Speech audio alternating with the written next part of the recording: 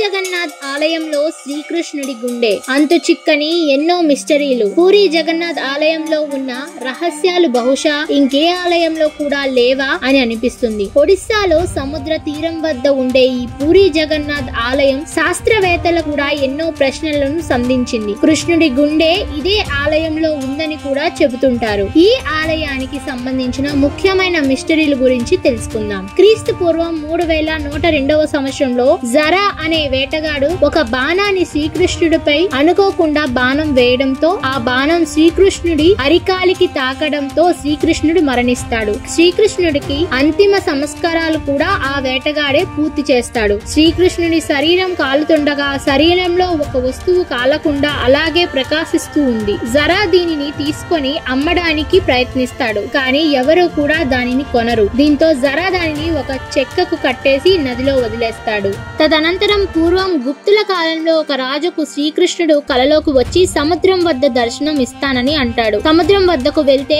ఒక చెక్క కనబడుతుంది. ఈ చెక్కతో శ్రీకృష్ణుడి విగ్రహాన్ని తయారు చేయాలని చెబుతాడు. ఇలా శ్రీకృష్ణుడి విగ్రహం తయారవుతుంది. అప్పటి నుంచి ఈ చెక్క విగ్రహాలను ఆలయంలో ఉంచుతూ వస్తూ ఉన్నారు. శ్రీకృష్ణుడి గుండె లోహం రూపంలో ఈ ఆలయంలో ఉన్న విగ్రహంలో ఉంటుందని అంటారు. ఈ లోహం నుంచి అనంతమైన శక్తి ఎప్పుడూ ప్రకాశిస్తుందంట. ఈ శక్తి అలా ప్రకాశించకుండా ఉండడానికి చక్ర విగ్రహం లోపల పెడతారు అంటారు. అయితే ప్రతి 12 సంవత్సరాలకు ఒకసారి ఈ ఆలయంలో ఉన్న కృష్ణుడి గుండెను మరో చెక్క విగ్రహంలోకి మారుస్తారు. శ్రీకృష్ణుడి గుండెను మార్చేటప్పుడు నగరం మొత్తం విద్యుత్ ను తీసేస్తారు. ఆలయ ప్రధాన పూజారి చేతుల్లో గ్లౌజ్ వేసుకొని కళ్ళకు గంతలు కట్టుకొని ఈ గుండెను మారుస్తాడు. ఆలయం గోపురం పైన ఉన్న జెండా ప్రతిరోజు మారుస్తారు. గాలికి వ్యతిరేక దిశలో ఈ జెండా వీయడం ఇప్పటికీ పెద్ద మిస్టరీగా చెప్పుకుంటారు. ఆలయంలో ప్రసాదం తయారు చేసే విధానం కూడా అద్భుతంగా ఉంటుంది. 7 మట్టి కుండలను ఒకదానిపై ఒకటి ఉంచి వండుతారు. కానీ కింద ఉన్న కుండ కన్నా